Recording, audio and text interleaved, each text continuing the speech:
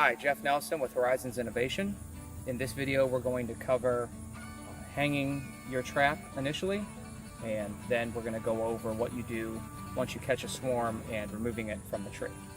So for hanging it, all you need really is two bungee cords. Small size seems to work.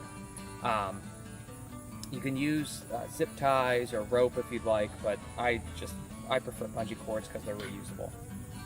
So what you'll do is you'll take one of the bungee cords, and in the holes in the middle, you just insert it on one side, wrap it around the tree, and then just insert it on the other side. And as you can see, one bungee cord, it's pretty sturdy. I just like to put two on for extra support.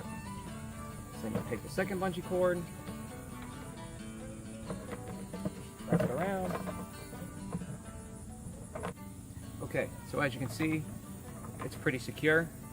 The one thing you want to do when picking a location is try to find a tree that's kind of away from things. If you have a small property kind of away from the house, away from kids, things like that, and find a tree branch to support it from underneath. Just if you were to forget about the trap, and if this were to get bees fill up with honey, you want some extra support so it's not going to break and fall and you'll have a mess on your hands. Some people have asked about the direction the trap should face. Essentially, you just want to leave enough room so the bees can come and go as they please, in and out. I've read books that have suggested that the swarm trap should face a southeasterly or southern direction.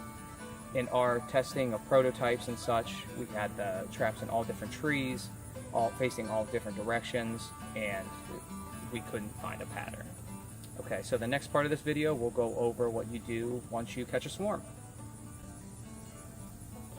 Okay, so the two things you'll need when you are taking the swarm trap down, some duct tape, and then just a simple mesh laundry bag. Make sure it's big enough to fit the trap inside. We'll need that in a little bit. But when you go to remove the bees, first make sure you have bees, not just scouts. We'll have a few videos on our website kind of showing the difference between that. Usually if you've caught a swarm, it'll be a lot of activity, and the important thing to check for is activity early in the morning and then in the evening, because as they scout, there won't be much activity going on in those two times. Alright, so similar to checking, you want to either take down the trap in the early morning, before it's preferably before it's light, or at the very end of the day. This just ensures that the bees will be inside the trap.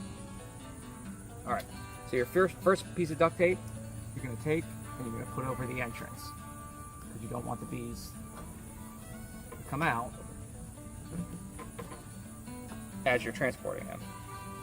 And similar to that, there are 4 holes underneath the drainage and ventilation. This is just we found that it was easier for the bees to get in and out that way. They were smelling the lure initially through those holes and they couldn't get in. So now we have holes at the bottom and at the top. So you just cover those up. You don't need quite as big a piece of duct tape.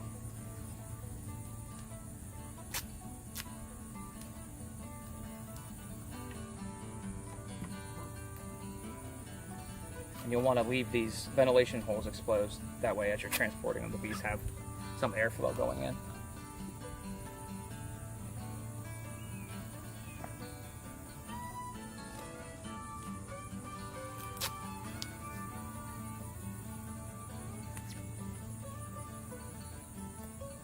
Alright, so all my holes are covered up. So the next part you're going to do is, if you're using zip ties, you'll obviously need a pair of scissors or a box cutter to take those down. I'm using bungee cords. It's very important to be careful. I've almost snapped myself in the face a few times. Make sure you're holding both the box and the cord as you remove it. Don't let it, if they're caught, they will snap back and want to hit you in the face.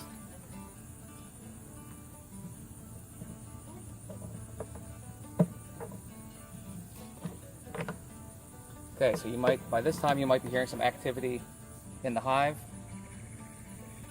In the trap, we are not, because this one is actually empty just for the sake of this video. But you'll want to take them down carefully. As long as you've caught the bees initially, before they've had time to get a lot of honey, collect a lot of pollen, lay eggs, whatever, it won't be heavy at all. So you just hold on to the trap, get down on your step ladder, set the trap down. Okay, so you lay your bag down on the ground. Just set your trap inside.